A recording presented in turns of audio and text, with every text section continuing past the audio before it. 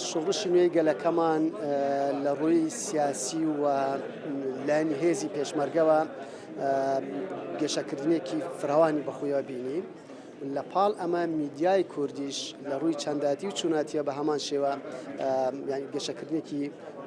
زۆری بەخۆیەوە بینی و بوو بە پایەکی بەهێز لە دوای ڕاپەڕینە ئەو میدیاوی کە ئێستا دەیبینین. یەکێک لەو هەم چەنداتی هەم چووناتیی میدیای کوردی دەگەڕێتەوە بۆ ڕۆلی رادیو، چونکە رادیو تاکە ئامراز بوو کە دەیتوانی لە کەمترین کات باشترین پەیام بگەێنێتە زۆرترین وەرگر، زۆرترین هاوڵاتی لە هەموو شوێنەکانی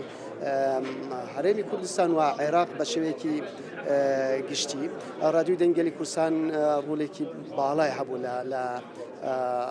ڕاپەڕینە بۆ هاندانی جەمەوەر، بۆ جوژدانی هێزی پێشمەرگەی کوردستان، بۆ دڵنەوەی بە کۆمەڵانی خەڵکی کوردستان ئومێدیەکەم پێدەبەخشی کە باشووری کوردستان لە ژێر ستەمی ڕژێمی باس ڕزگار دەبێ و لە هەمان کاتیشە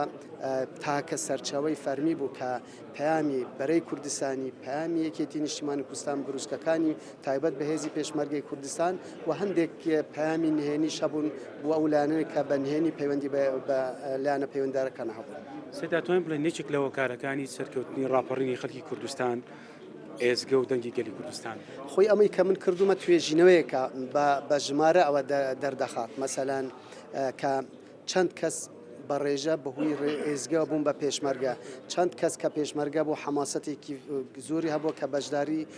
شەڕەکەدا بکە و تا چڕادەیەکیش ململانەیەکی ئەرێنی لە نێوان کەرت و تیپەکاندا هەبوو بۆی کام لایەن کام هێز زیاتر بەشداری شەڕ بکە سەرکەوتن بەدەست بێنێ. دەوری سەرەکی بۆ ئێزگەی دەنگێلی کوردستان دەگەڕێتەوە، تەنانەت یعنی بۆ ئامادەکارەکانی ڕاپەڕین و ئەوەی کە پەیوەست بوو بە پارتیزانەکان یەکێتیشەوە لە ناوچە جیاجەکان تا بادینانیش بە هەمان شێوە یعنی پردی پەیوەندی لەگەڵ قیادە بەشێکی زۆری لە ڕێگای رادیۆ بوو، ئەوەی تریش ئەوان جیهازی تایبەت بەخۆیان هەبوو.